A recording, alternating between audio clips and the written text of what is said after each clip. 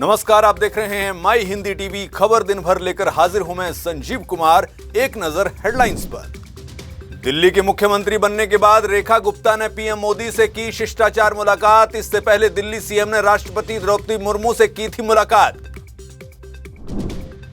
दिल्ली सरकार में deputy CM प्रवेश वर्मा का फुल एक्शन मोड। फ्लाईओवर के काम का लिया जायजा। बोले आज के बाद किसी भी काम में नहीं आएगी रुकावट। हरियाणा में निकाय चुनाव के लिए प्रचार अभियान तेज। यमुनानगर में बीजेपी मेयर पद की उम्मीदवार सुमन बहमनी के समर्थन में सीएम नायब सैनी ने किया प्रचार। अंबाला छावनी में कैबिनेट मंत्री अनिल विज ने निकाय चुनाव में उतरे सभी बीजेपी प्रत्याशियों की ली मीटिंग। कहा पूरा यकीन है अंबाला में कमल ही खिलेगा। हरियाणा निकाय चुनावों पर अंबाला से बीजेपी नेता कपिल विज का बयान। अंबाला छावनी में एक तरफा माहौल, भारी मतों से जीतेंगे निकाय चुनाव। केंद्रीय कृषि मंत्री शिवराज सिंह चौहान को एयर इंडिया के विमान में सफर के दौरान टूटी हुई सीट पर करना पड़ा सफर। एक्स पर पोस्ट कर जताया गुस्सा। बोले सोचा था कि टाटा के हाथ में आकर हालात सुधरे होंगे, लेकिन ऐसा नहीं हुआ। राजस्थान के मुख्यमंत्री भजनलाल शर्मा को जान से मारने की धमकी। 7 महीने में दूसरी बार मिली धमकी। आरोपी ने शालवास स्थित सेंट्रल जेल से पुलिस कंट्रोल रूम पर कॉल कर कहा, आज रात 12 बजे से पहले मार दूंगा। क्रिकेटर यजुवेंद्र चहल और धनश्री वर्मा का तलाक नहीं हुआ फाइनल। धनश्री के वकील ने मीडिया में कहा, फिलहाल कोर्ट में चल रहा केस। धनश्री के परिवार ने कहा, नहीं मांगे हैं 60 करोड़ रुपए। अब खबरें विस्तार से। हरियाणा में निकाय चुनाव के लिए प्रचार अभियान तेजी के साथ चल रहा है। इसी कड़ी में मुख्यमंत्री नायब सैनी यमुनानगर पहुंचे। उन्होंने यहां यमुनानगर जगाधरी में रोड शो निकाला, जिसके बारे में खुद मुख्यमंत्री ने कहा कि रोड शो में उमड़ी जनता जनार्दन का जोश और उत्साह असीम ऊर्जा से भर देने वाला है। मुख्यमंत्री ने यमुनानगर से बीजेपी मेयर पद उम्मीदवार सुमन बहमनी के लिए रोड शो निकाला और जनता से वोट की अपील की। मुख्यमंत्री ने कहा कि भव्य रोड शो बीजेपी के प्रति क्षेत्रवासियों के अटूट विश्वास और अथाह समर्थन का प्रतीक है। क्षेत्र की सरदारी ने तय कर लिया है कि प्रचंड बहुमत के साथ कमल खिलाना है और नॉन स्टॉप विकास की गति को आगे बढ़ाना है।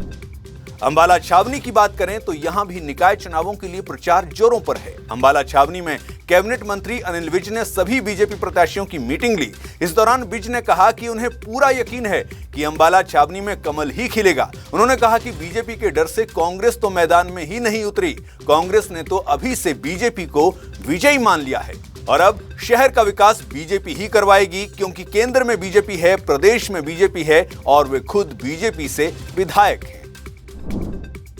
बात दिल्ली की करते हैं तो दिल्ली की मुख्यमंत्री रेखा गुप्ता ने प्रधानमंत्री नरेंद्र मोदी से शिष्टाचार मुलाकात की। वहीं दूसरी ओर दिल्ली की नई बीजेपी सरकार ने फुल एक्शन मोड में काम शुरू कर दिया है।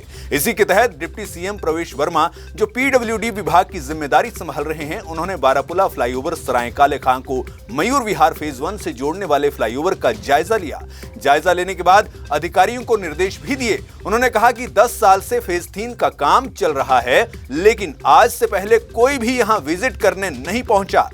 उन्होंने कहा कि फंड और फॉरेस्ट क्लियरेंस की वजह से काम रुका हुआ है, लेकिन ये दोनों रुकावटें दूर होने के बाद 1 साल में फेज 3 का काम पूरा कर लिया जाएगा। आज के बाद किसी भी काम में रुकावट नहीं आएगी। एक अहम खबर की बात करते हैं और यह खबर राजस्थान सीएम से जुड़ी हुई है। राजस्थान के मुख्यमंत्री भजनलाल शर्मा को 7 महीने में दूसरी बार दौसा जेल से जान से मारने की धमकी मिली है।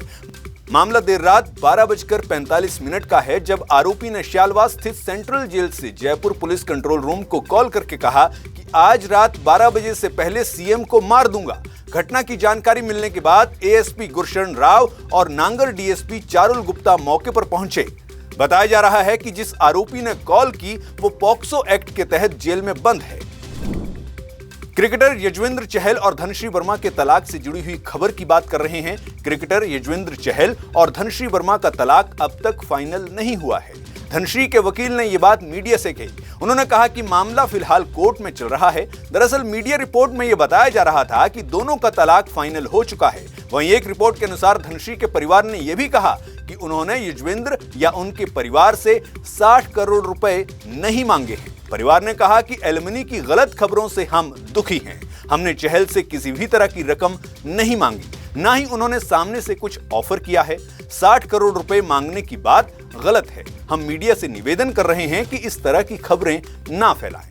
आपको बता दें कि चहल और धनश्री की शादी दिसंबर 2020 में हुई थी, वहीं दोनों 2023 से अलग अलग रह रहे थे। बहरहाल खबर दिन भर में आज बस इतना ही। दीजिए इजाजत, नमस्कार।